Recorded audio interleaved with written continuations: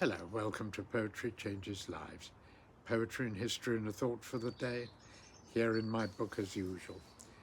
I love reading this and putting a bit of poetry, a bit of beauty into my head every day, and I hope some of you enjoy it as well. It is such a powerful way of just making your mood a bit happier, I find, and if I find it, I hope others might find it as well. Poetrychangeslives.com is the website where you can read all about it if you wish. On this day, in 1923, the American author Joseph Heller was born. Heller will always be remembered for his amazing first novel, Catch-22. Heller served during World War II in the American Air Force, and his book, of course, is all about Air Force personnel stationed in Italy towards the end of World War II, and it is, I think, an absolute joy to read. I always remember the first time I started reading Catch-22 and I couldn't put it down. I just laughed the whole way through. I think of all the books I have ever read, that may not be the best I've ever read, but it's certainly the one I enjoyed reading the most. And that's quite something, looking back, I think, to be able to say that. I really, really enjoyed every moment of reading that book. And if you haven't read it yourself, give it a try. Do give it a try. Heller began to write the book by thinking of the first line, which was, "It was love at first sight." And then he wrote the rest sort of following on from it. And it took him 8 years to finish. He was quite a perfectionist, but it was really worth waiting for. He never repeated his success, though he agonized over other books and did write other books. But he had inner demons in a big way, I think.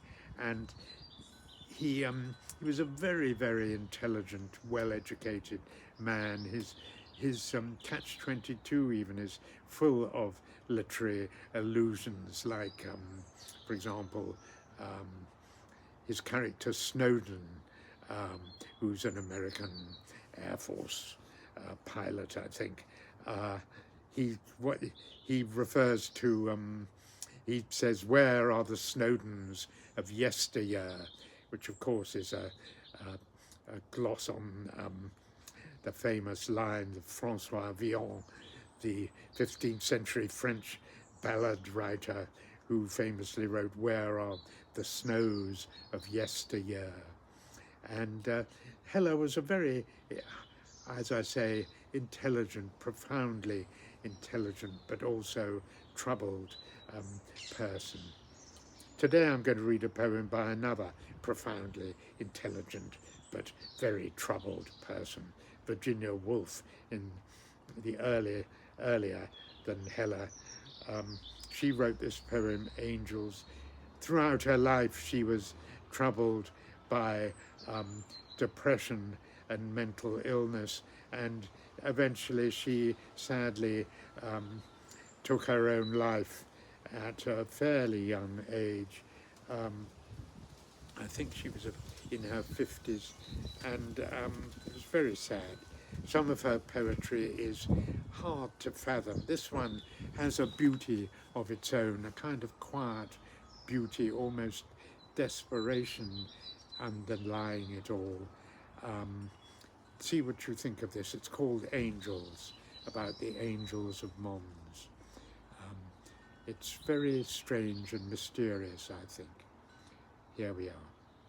5 years after their rescue of troops beaten back in Mons, she danced with them on the downs. Their forms like kites she reeled in, with clouds, their halos askew.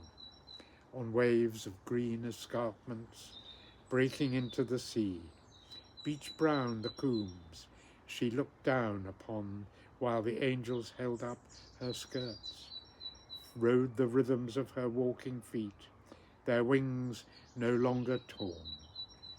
In a host they balanced, on the alert for ancient armies in retreat, squatting in hunched hawthorns. 1 year after the armistice, in the steep slopes of her temperament, she kept them at her side to banish the simpering angels of the house, at whom with the sedge they would hiss. The angels of Mons were her guides. Gosh, that's a sort of unnervingly strange poem, I find.